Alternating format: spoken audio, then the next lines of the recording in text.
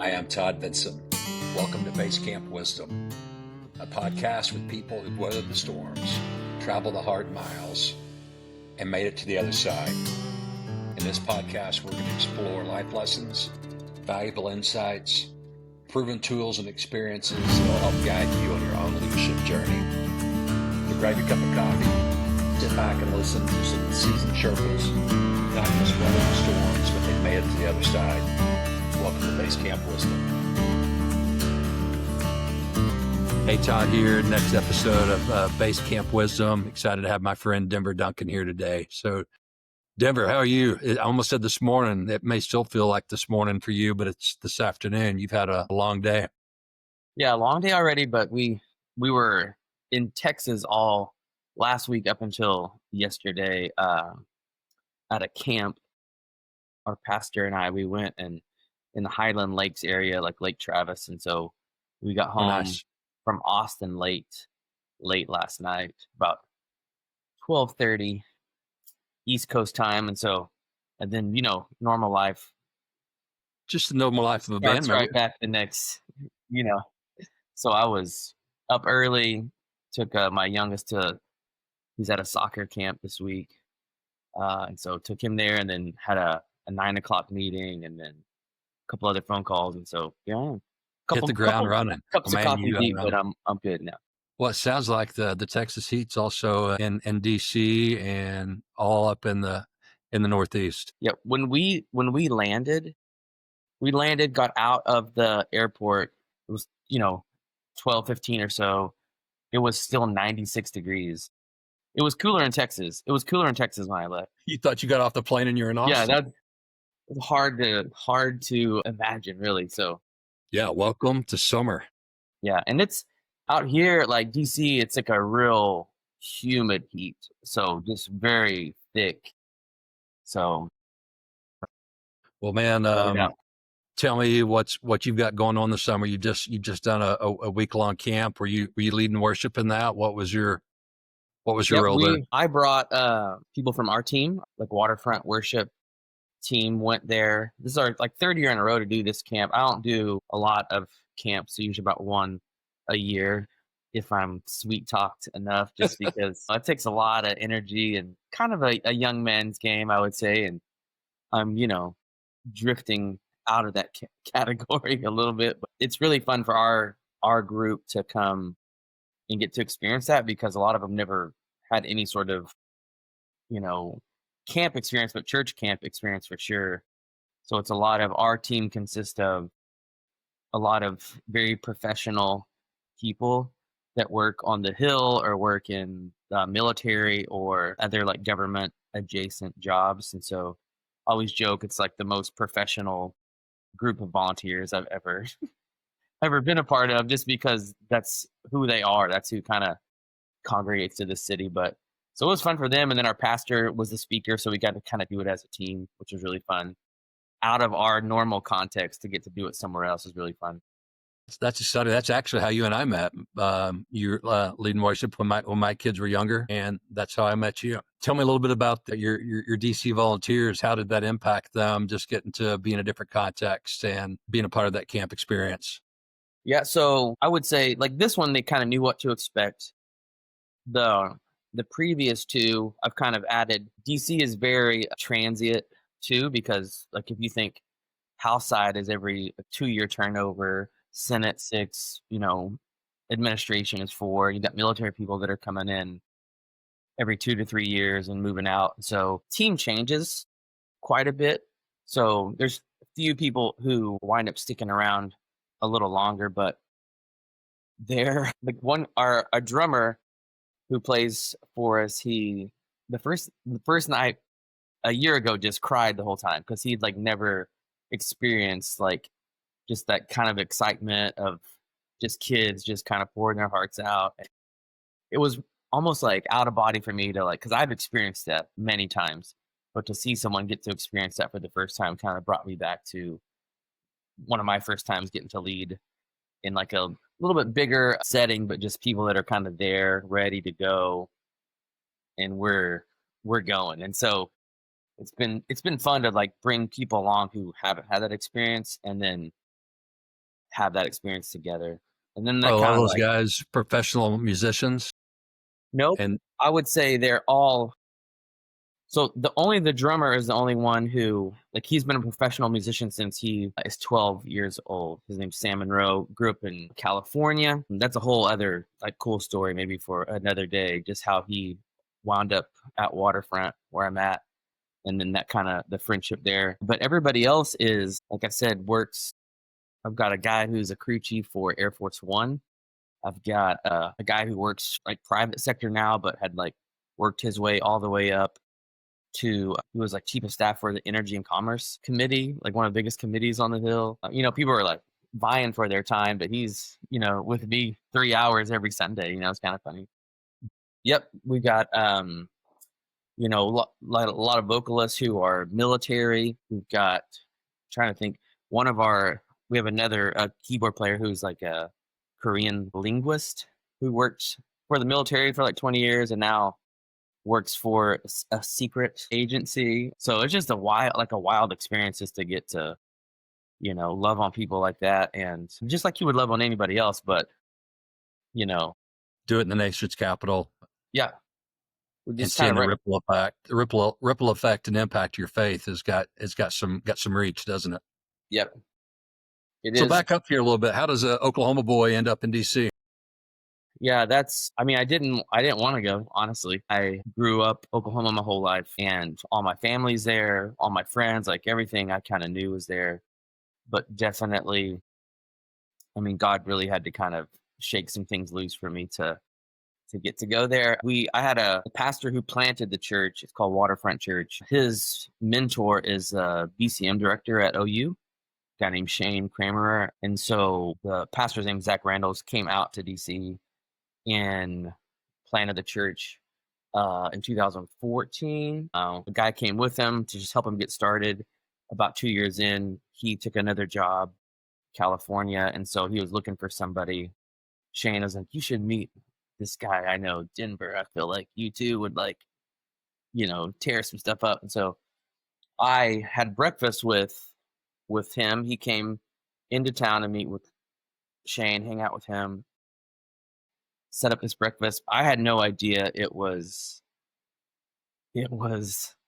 an interview per You se. thought you were getting breakfast. Yeah, I just thought I was getting breakfast with a buddy, and he had a friend coming. I was like, cool. And so, he was like giving me the hard sell on DC, and I was like, what is this guy doing? And like timeline for you, I don't know if you know this backstory. I was in the process of accepting a job at Henderson to be like worship and like creative pastor there. So, and it was obviously like God works everything out, but their process is a little bit longer, and which is good. It's a kind of a bigger entity. And I told Zach, I was like, no, I'm good. I got this other thing going. Cause he kind of just came out and asked at the end. And I was like, no, why? I wouldn't move to DC. Are you crazy? No way. And so the story goes behind the scenes for him and his buddy, he was mad at his friend. Like, I drove all the way. Like, he came into Lubbock, Texas, drove from Lubbock basically to have breakfast and then back and then flew back to DC. But it was like, I drove all this way. And he's just like, no, dude, I'm good.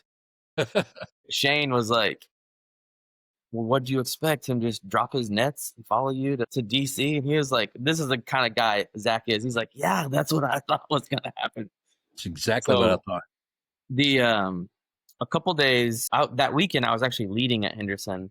And I don't know if you remember this day. It was a young man my age, about 39 or maybe 37, passed away in the service. Do you remember that day? Like had a heart attack. Wow. Had a heart attack in the service, and I do remember that. I do remember that day. God allowed me to like experience that. And so I just kind of felt like I needed to call Zach, and I just said, hey, can you just tell me more about what you're doing there in DC? Through a couple conversations, I wind up flying out there.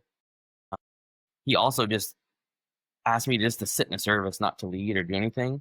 And nobody had ever really done that before. It's usually kind of from the circles I came up in. It's a little bit more of like a, dog and pony show of like meet everybody and do what, sit in front of a committee or whatever. So I really like that too, just to like just let me come get a feel for it first. And then quickly kind of picked up on that's kind of how they were operating as a church plant. I'd never really been a part of like that early on of a church plant. I helped, I worked at New Church in Oklahoma City, which was a plant, but it was probably 14 years old by the time I got there. So I really kind of like that, just the kind of like entrepreneur, like we're gonna try stuff, doesn't work, let's pivot quick. It's okay to try, it's okay to fail. So that was really fun to get in on that kind of early on, and then just to see it grow over the last. So that was in the end of 2016 when I got here, and then almost 9 years later, here we are. I mean, from my interaction with you, it's been faith circles, coffee. We seem to bump into some of the same people, but I've seen your itch for entrepreneurial things. Obviously, as a musician, had you always been in the music industry? How'd you get started, and what was your first paying gig? Do you remember? I would say the first time I think I ever got paid to play like non-church music, I call it, Mm-hmm. would be I played. My friend was playing like their CD release at the Jazz Lab in Edmond, Yeah. and they asked if I would come and just play a couple songs. And I hadn't really done anything outside of the church. And my mentor at the time was like, "Why wouldn't you do that?" Kind of like, I was like, "Should I do this?" And he was like, "Do you serve this community?" And I was like, "Yes." And he's like, "So what are you doing in the community?" And I was like, "I don't know." I sit here in my office and playing music and love on people that way. And he's like, "Get out there and do something." And so I was like, "Okay." So I just learned a couple tunes, and I've been like writing. And so I kind of polished a couple of those up. I think I played 3 songs, and maybe I think I got paid maybe like $55 or something like that. It was like an odd number. And then I was like, well, that was probably in 2007 or 8. And so I was in my 20s, but I also remember a bunch of people were like, "Hey man, that was great. Like, where do you normally play?" And at this point, I didn't play anywhere else except church. And I was like, "Well, I play every morning or every Sunday morning at like 9, 10, 15, 11:30. Like, you should come through." So I was like, well, "This is a cool way to do this." It just seemed pretty like effortless, to be Uh-huh. able to invite somebody. So from there, I just kept going, started writing more, recording, met a lot of people. And my mentor too was made sure he was like, set yourself up some standards and some accountability. So I kind of had this list of maybe 5 or 6 things of like, these are the type of places I would play. These are the songs I wouldn't play. I would never be alone. Like Hmm. some really smart things Yeah. that just I think helped me. Like I would show up early, and I would Hmm. help like tear down tables or whatever it was, like at the restaurant or at a coffee shop or whatever. And then I never like from that point on, I never really had to say, "Hey, can I come play at your place?" It was all kind of word of mouth after that, and just grew it from there. And then it just kept getting bigger and bigger. And then got to tour around the U.S. Like just had a lot of fun. What did that teach you? Those first few jobs where you're setting up, you're breaking down, you're doing all the work. What'd you learn just as far as creativity and also your calling during that season? Yeah, I would say like one of the biggest things was just how kindness put me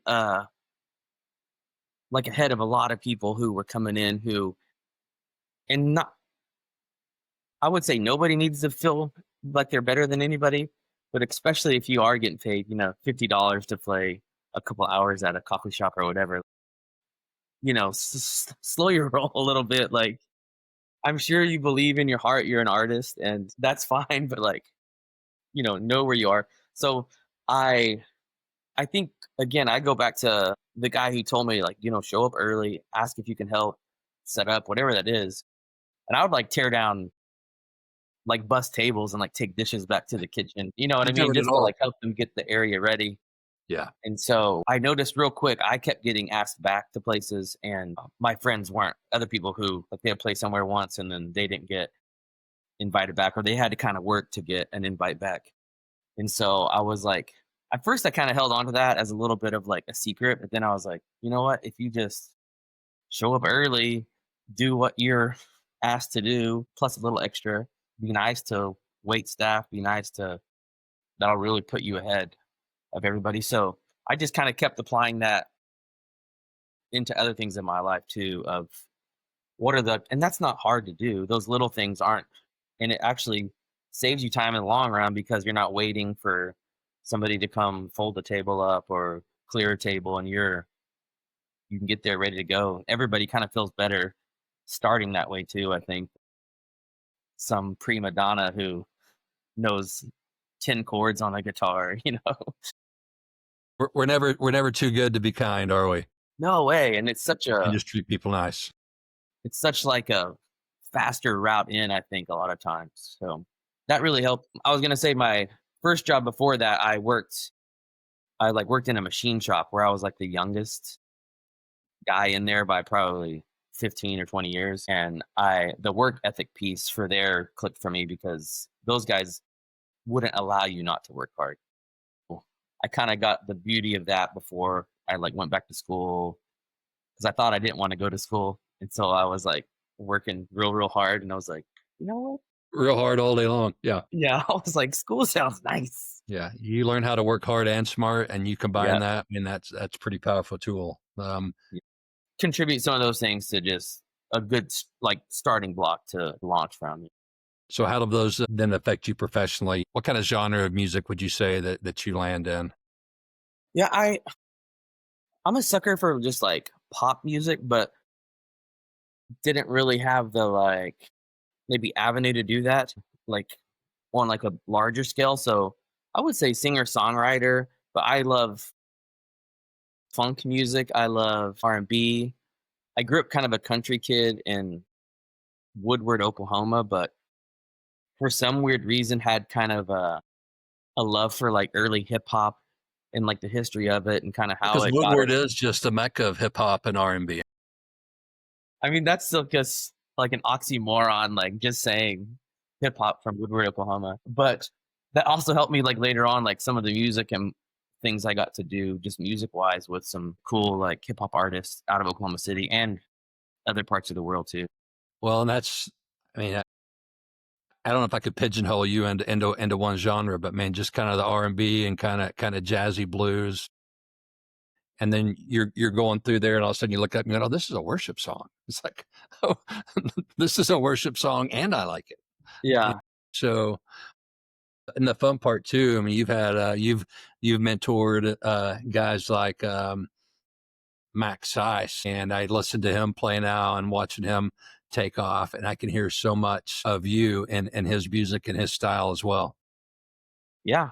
And getting those opportunities. And that's what I tell a lot of young guys too. Like a good song is a good song, you know, whatever the genre like, and like kind of that hard work or excellence always plays, I say. Mhm. So that's important. And again, I felt lucky that as a younger person trying to like get into some of that, I got some of that wisdom early on of like, you know, have a good sense of humor about yourself. You're not as cool or as important as you think you are. As you You know, think you some of are. those things that like kindness, like we said earlier, but those things definitely helped push. And then hopefully I can keep instilling that into people coming up to like Max. When I first started hanging out with Max, like he was just learning guitar. He was learning real quick, I would say, but Mhm. like it was fun to watch him grow too. Just his love for music. When you see somebody who like really loves something, that's also Yeah. fun and it makes your Yeah. job easy. Well, it makes the effort all worth it. We had a little thing going on in Oklahoma City this last week, little NBA finals, and you watch them lead from start to finish in the season. I've had friends and family up there today for the parade, but you know what? There was some ugly wins and some ugly losses in that 7 games. But man, when you see people put in the work and the effort and the commitment and the character things like you're talking about, I mean, those things, those truths apply whether you're talking music industry, you're talking Right. NBA. You do the work, and it's so much fun to celebrate. But there's a lot of days that you look at this team the last decade or so. There's been a lot of grind, but to watch them get there and celebrate, it's fun to celebrate other people's successes. Yeah, and they seem to like genuinely celebrate each other's successes Yeah. like that too, Yeah. And when you which see says a someone that lot. can celebrate someone else and not feel threatened, I mean, those are things that fill my tank, pouring into other people and watching them succeed. And there's a lot of work in your industry too, from the church side to music that is a grind. But what part of that fills your tank? I love the process probably more than, and I think I kind of share this with other like creatives I know. The creative start, I would say, Hmm. like having an idea and then pursuing that idea until I'm almost like don't care the outcome a lot of times. I'm just like, once I got to kind of like live that journey, however short or long it is, I'm like, okay, what's the next? What's the next thing? Love You the know? process, love the Yeah. journey. And so, and that includes, collaboration and exploration. It's a really, I get more probably joy out of that than I probably should. I get it. It's I'm wired fun. the same way. What's stirring in you right now, creatively, spiritually, even vocationally? Yeah, we've been getting to do some cool things with our worship team too. Like I said, everybody's volunteer, but we've been over the last couple years, we've got to like take them. I've got to take them out a couple places to experience different things. We did a few. I kind of led them on a couple like creative retreats Hmm. just to kind of get out of the city. And usually that would end in just writing and like seeing if we can come up with anything. And we've recorded a few things, a couple things that have already come out, but some that we kind of still have in our bank to use if or when we see fit. Because again, like we're not trying to have a hit record or anything like that. I want our team to have those opportunities to express a little bit out of their normal. A lot of the stories from our team is they grew up playing music or grew up in church or experiencing some of those things, had a like departed that for a while because of being career focused or Hmm. just life kind of getting to where they are and then wanting to get plugged back in, but just giving them a lot of freedom to be able to say, what does that sound like to you? What do you think sounds good? Or what would you do here? As opposed to just saying, we're gonna do this and play it this way, or so a little bit more collaborative. And I think the older I get, that's also more fun. When you're a little younger too, maybe you're like, I want to do it this way because in my head this is how it's supposed to go. Hmm. But you miss out on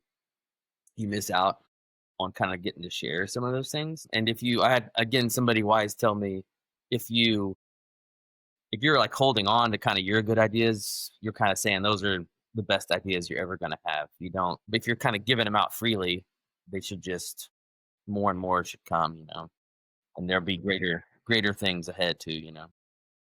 Anytime I listen to collaboration with artists that I respect, and you hear them, both of their styles, and see that blended in together, you're going, oh my gosh! I mean, that was Yeah, great there, but man, when you do it together, we're sitting here talking. I'm just thinking about harmony, and I'm I'm not musically talented, so this metaphor may break down any moment here.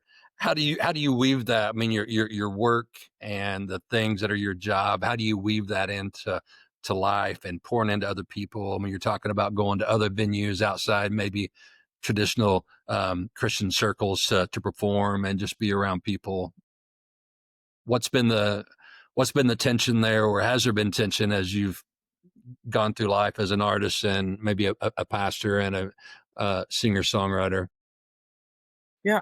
I will say that for me, music, art, that has been kind of I don't know if fast track is the right word, but a lot of times if you, in probably any vocation, if you lead with what you do, which where I live now, that's usually what's your name, what do you do? Those are kind of the Yeah, two first questions. and sometimes it's just So what you do. I don't care what your name is. yeah.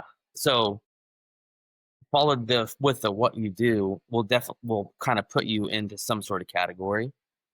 And what I found here when I first moved here, I'd be like, I'm worship pastor at Waterfront Church. And then a lot of people would either shut down and be like, I don't want anything to do with that.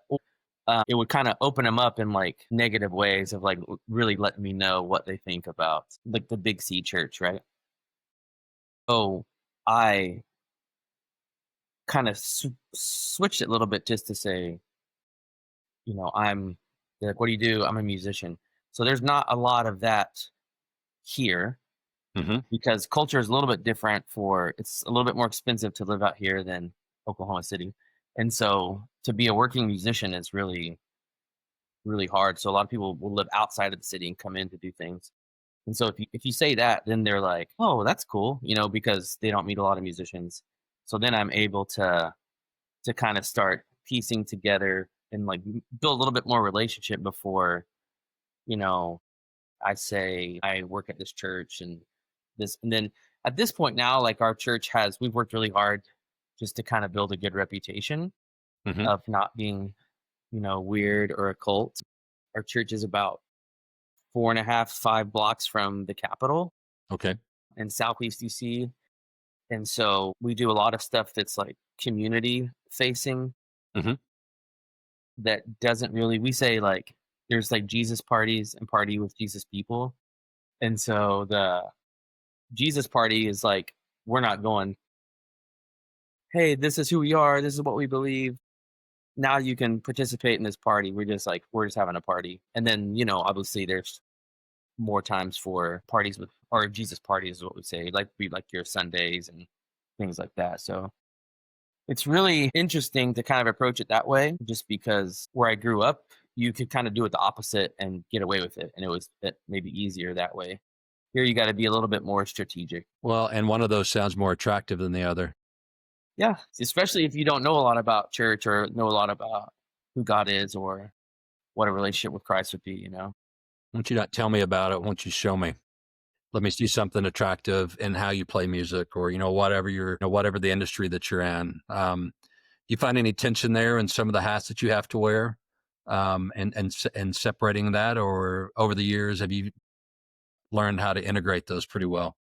Yeah, I would say I would think my style or kind of MO almost works. I would say works better here because people are really like honest in a sense here of, well, I don't believe that, or I don't believe in God. Or are we still gonna split this pizza, or what's Or it's are we like still going to be able to eat together? yeah, it's like, oh, okay. And Okay. so maybe there's just a little bit more like pretense or whatever, like growing up in the middle of America, where you can like, it benefits you sometimes to say, I'm a Christian or I go to this church. Here, not so much. It's like you don't really gain anything by claiming Christ here, I would say, Yeah. professionally. Yeah. Probably just the opposite. It probably costs you Yeah, it's more. a little, the new administration a little bit different, right? Mm-hmm. But still, I would say for the most part, it's would probably be more hurtful than helpful for you. So people who claim that are like 100% in. And so whatever kind of authentic self you are, like that plays here. Well, you Um, can sniff it out, can't you? If someone's yeah, real and okay, and you they are do. They different. stick it out. And man, tell me more about that, because I've watched you respond in a different way than most people do in that situation. So anything that's helped you when you find yourself out of rhythm or out of balance, some ways that you can course correct a lot sooner now than maybe you did when you're in your 20s and 30s? Yeah. I have a few things that I would call routine Hmm. that are kind of just for self, I would say, Hmm. that are like pretty standard. Like I have a deal on Mondays, like after a Sunday, like the first half of my day, Monday from about 9 to noon. I've probably the last 15 years, I call it Music Monday. And so I just kind of get myself alone and listen to music and kind of like inundate myself with new music, So like not even play listening to music, just also listen to it. yeah. And then that kind of ends by me putting some things together for the rest of the week or a couple weeks ahead. We stay a few weeks out. So I can tell, like, if I'm not enjoying that, I can tell that something's not because I always enjoy that. I would say 99% of the time, I enjoy that time. So that's a warning light. If you're not enjoying that, something's up. I'm out of Right. balance. My rhythm's off, or I need to Yeah, pay and attention. that's all kinds of music too. Like it's just things that inspire me or evoke something in me, emotion or whatever. And so that's like I have a. I'll send you the. I'll send you the Spotify playlist, but I have a pretty like I would call it just a wild playlist of songs that I over would the love to last hear that. years have just kind of moved me one way or the other.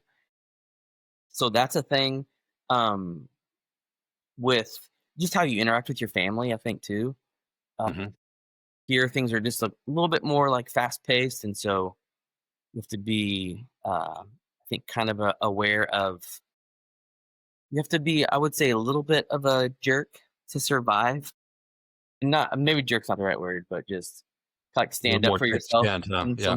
some areas of traffic or grocery store or whatever that is. Drive a And little my more wife, aggressive there than you have to in Oklahoma City to get to the grocery store. yeah, and I don't. I feel like that's too harsh of a word. It's just like it's like defending your ground, because you can like set stuff up too many. My wife has a story. She like set some things up on the counter. We were checking out, and the lady's like, "Is this all your stuff?" And this was kind of like her turning point because normally we would have been like, "Oh, sorry, is this too much stuff? Like, we can take some back." She's like, "Yeah, this is my stuff," and she's like, "Okay, beep, beep," So you kind of have to like just have a little bit of like Game face. protect yourself, And again, that's kind of hard to like describe. Yeah, I get it. But if it goes like one notch too much, then like, okay, what's going on? Like I need to sleep, I need to eat, whatever those things are. Because it can like filter into your family life too. And I feel like we have a good my wife and I kids too, where they're like, well, that was mean. And you're like, okay, I need to dial it back a little bit. When they We're give the picking up look, on you're this going, East "Oh Coast yeah, I honesty need to thing. dial that back a little." Yeah. And especially when we go back home to visit family, we are like, all right, everybody dial it back. We're going to see grandma. Everybody dial it back a little We're bit. living on Tulsa time, so dial it way down. So I think those are important. I think how, for me, also if I know like spiritually or just emotionally too, if I start to view people less empathetically, Mm, off kilter too. yeah. Because that's my favorite thing to do. I think to just love on people. The, the people that wouldn't normally get loved on too. If that gets out of whack for me, I can really tell that I need to realign a few things or shift a few things because it's real easy to get real busy here. Yeah. Well, that was the thing for my wife too. She noticed that when I was at my worst, and for a person that loves to be around people and is an extrovert, when I wanted to not be around people and not go to things and not talk to people, something's up. What's going on? Yeah, And yeah. asking You yourself those you ever questions early feel on. like sometimes another like indicator for me is like I feel super busy, but I don't feel like I'm doing anything. Yeah, not productive. I'm really busy, but Yeah, not it's like productive. what you wake, you're late into the evening and you're eight things in. You're like, what? I haven't done anything today. Yeah. So it feels like nothing to show for it. What does rest look like for you this season? Do you do that better? Is it different than what it used to be early on? I it is different. My kids are 17, 15, 13. So we're in I think a busy time in their lives too. Yeah. And so I think I was modeled really well too by my dad who was a youth pastor for 30 years and then like a bivocational pastor for the next like 10 after that, but of kind of like prioritizing family too Hmm. and knowing he told me you can do ministry even after your kids are out of the house, Denver. And I was like, oh, that's right. He's like, they're only going to be there. So I think what kind of recharges me is like getting to spend some quality time with family too. Thursday nights is kind of our night of, on a rare occasion, there's something that we have going, but most every other night there's something going. But Thursdays, we are kind of all together all night. Oh, it's good. And whether that's watch a movie, cook a big elaborate meal. Our oldest really likes to cook. So like cooking something with him. So those are fun. I kind of use that Monday morning as kind of just a little bit of rest while you're just kind of sitting, sipping coffee, listening to music. So that's reset personally and professionally then. Yeah. It's and again, you're kind of like gauging what the rest of the week I think will be like or reflecting on the week before. I'm actually in August, I'm gonna get to take a sabbatical Nice. for the month of August, which I've never in my whole ministry career, 22 years, I've probably never taken more than like 10 days in a row off. Hmm. And so I was kind of like not forced, but like they were like, "Hey, you should take this." And so Strongly suggested. yeah, well, yeah, not like it wasn't like mandatory, but they were like, "If you want to, we would like to gift you this." And That's a so gift, 'cause I because can tell you what it looks like when it's forced upon you when you're on the floor. You will enjoy that time so much more doing it proactively than having to yeah, do it reactively. yeah, I'm excited. I don't really know what I'm gonna do yet, but I'm looking forward to it. And also like I feel weird about it a little bit of Sure. probably should be working, but um so I'm looking forward to that. I think that's gonna be good because we like the church has grown so much and it's been a lot just to keep up with everything. And so having a kind of moment, even just to reflect but look back, you know, and just kind of be thankful for some things that I maybe didn't have time to, and then hopefully be recharged for more to come.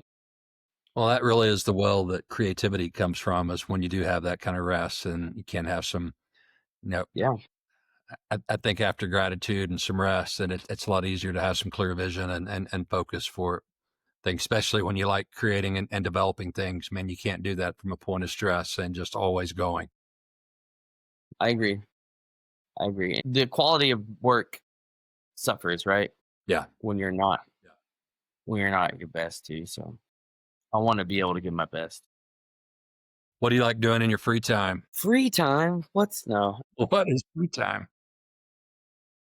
I would say What it's would you just love gonna to do on this sabbatical? I don't know, like I really like to fish or my youngest son and I like to metal detect, Huh? which is such like an old guy thing to do, I feel like. But out here you can find some like crazy, Oh, yeah, I bet you've got some crazy things. history. A little And different so than doing that here out in the middle of a field in western Oklahoma. yeah, it's and we're like pretty like novice at it, but there's some fun like YouTube channels that we watch together of some guys around this area too. And they're just like finding the craziest stuff. We never found anything super crazy, but found some old coins and stuff. But That's the I think that first would be that's the first new episode of the new Duck Dynasty, isn't it? oh yeah, they like to because I saw there for a while they were doing like some sort of treasure hunt Yeah. like side project too, but they like to I'm telling you, there's something kind of addicting about it because it's just like I might pull out like a real treasure. You know what I mean? So maybe maybe I can do a little metal detecting, do a little fishing. The kind of moments I get now too of rest is like driving my kids places because it's just me and them in the car, whether it's to work or events or soccer practice. Yeah. They're like kind of a captive audience too. And Mhm. so, we listen, share music with each other, have good conversation too, which I don't like being in the car normally, but that's been kind of fun. Yeah, because like you said a minute ago, they're not gonna be at home forever, and our Yeah. youngest is about to be a senior. She's at Kanakuk right now, and we pick her up on Thursday or Friday. But it just kinda hit Jeannie and I both like, "Oh my gosh, there That's is the 1 year left, and okay. there's 1, then our house will be empty, and then 2, there's so many things that we wanna share with her and have those type of talks and conversations before she launches." It's the phrase that, man, the days are long and the years are short, and it just hits you, wow, we just got a few months left, and then she launches. So, yeah, you do wanna make the most of that time in the car, or, you know what, whether it's, treasure hunting or fly fishing or going and hiking a trail or even dinner and a movie at home is just Yeah. being present and being intentional and being engaged with our kids. They may not remember all the other stuff, but I mean, they'll remember when their mom and dad were engaged and at their stuff and enjoyed being together. Yeah, I agree 100%. That's so important. And this is your only time to get to do that, right? You Yeah. don't get a Yeah. you don't get to redo, you know? Yeah.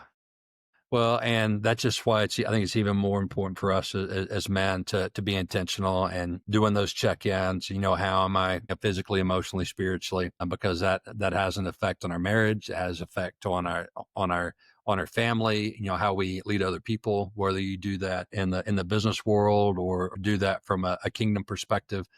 I guess you should be doing that from a kingdom perspective, regardless, whether you're inside a church or in the business world. That sure makes a big difference. Is there anything that you would share just for someone who maybe does feel disconnected, maybe not hitting on all cylinders, and some things that you've done that's helped you maybe lead yourself more with some clarity? Yeah.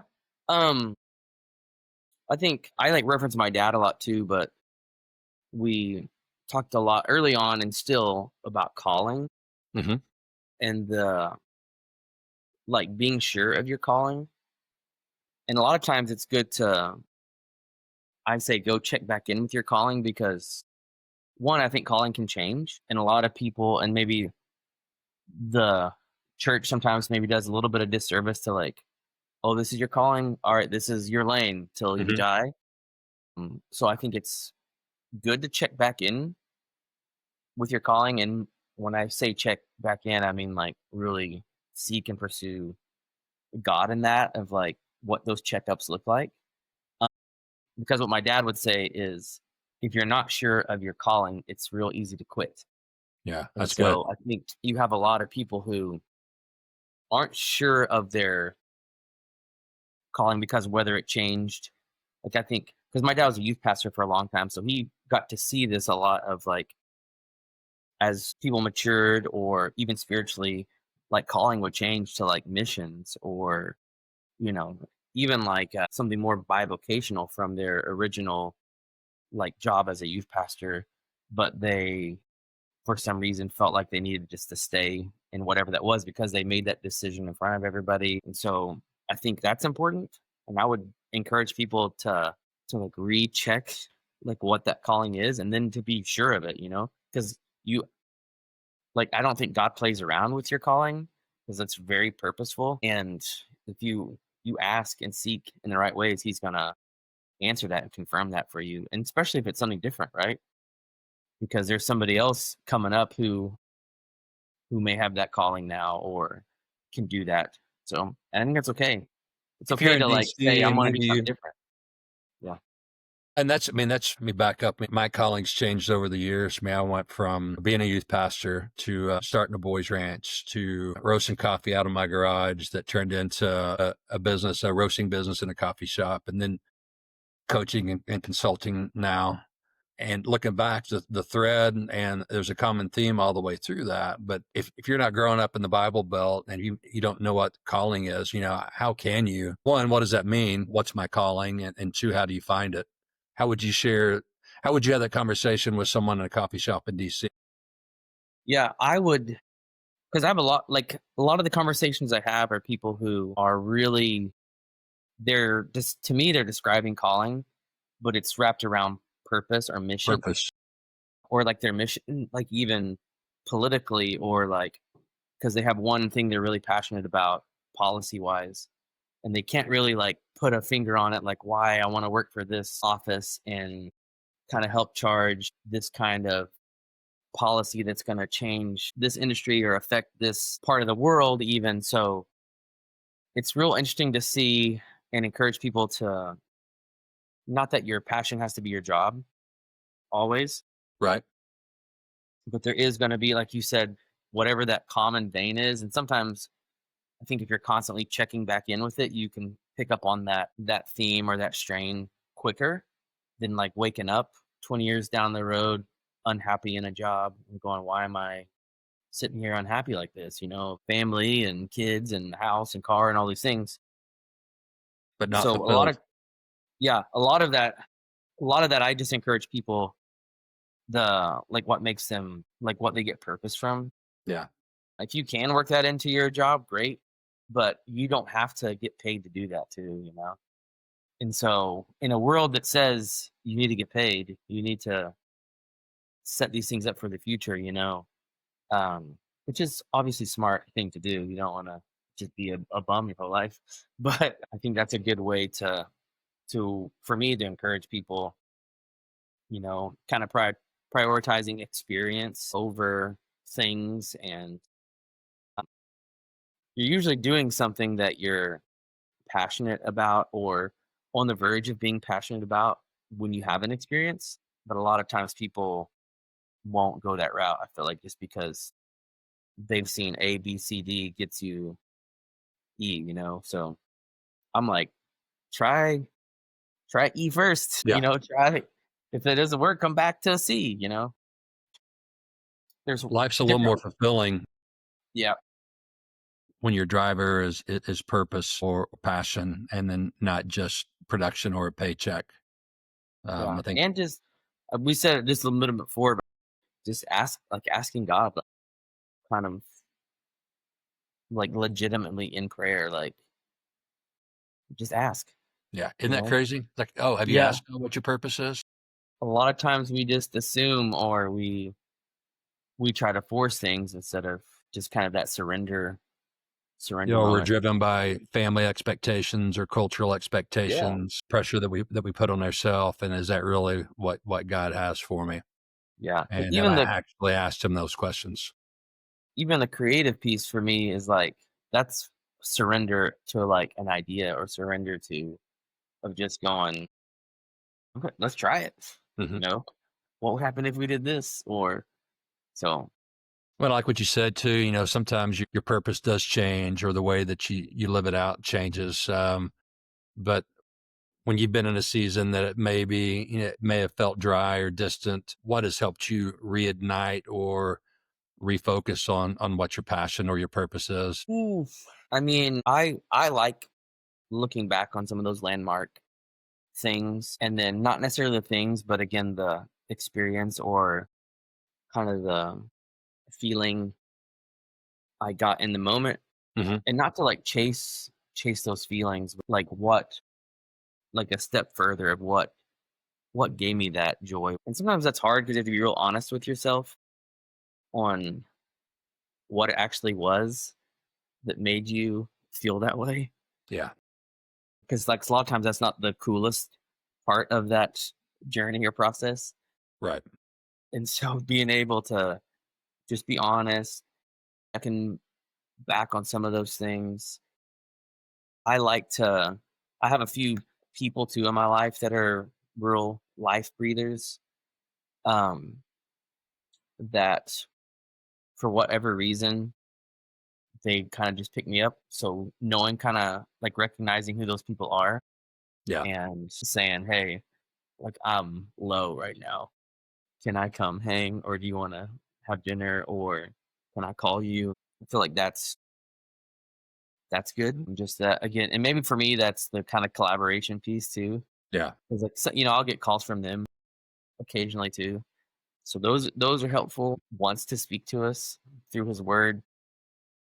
We just like the more you know your his voice, the easier it is to catch those things kind of in the moment.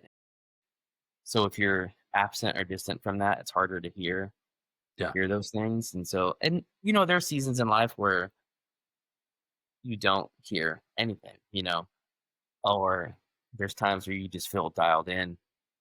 And then again, for me it's the constant checkbacks of like what was helping me fire on all cylinders here. Well, I like what you said, going back to the last time I experienced that, and what's changed since then. So like you said, just being honest with yourself and having a group of guys that you can be around, that you can be honest with them as well. And they also know you well enough that they see your blind spots.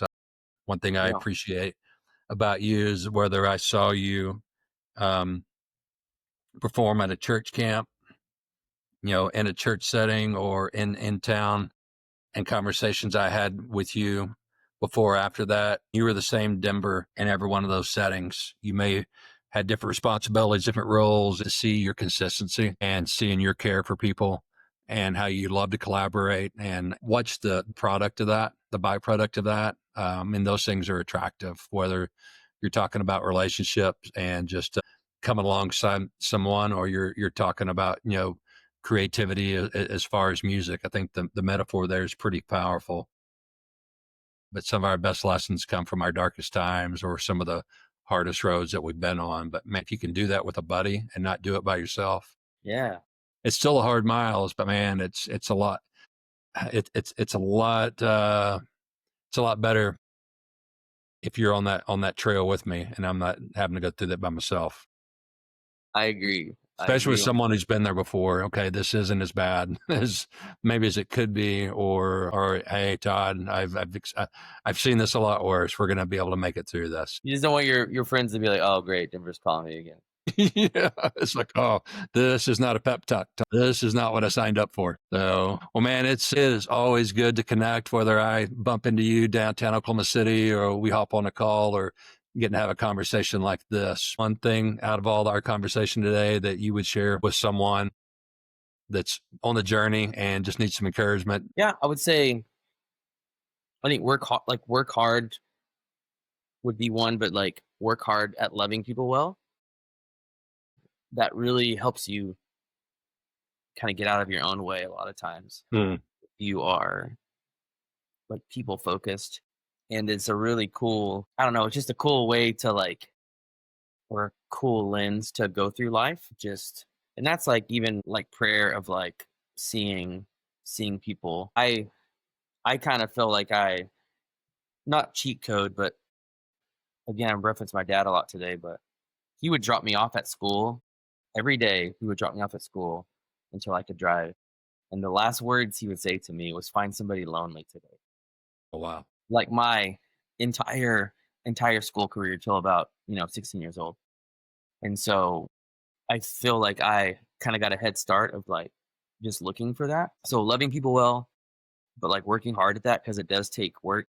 Mm-hmm. And it's not always fun. It's not always easy, but the not a reward, but like the payoff of like seeing somebody like reconcile a relationship with church or with God or with just humanity is really, really fulfilling.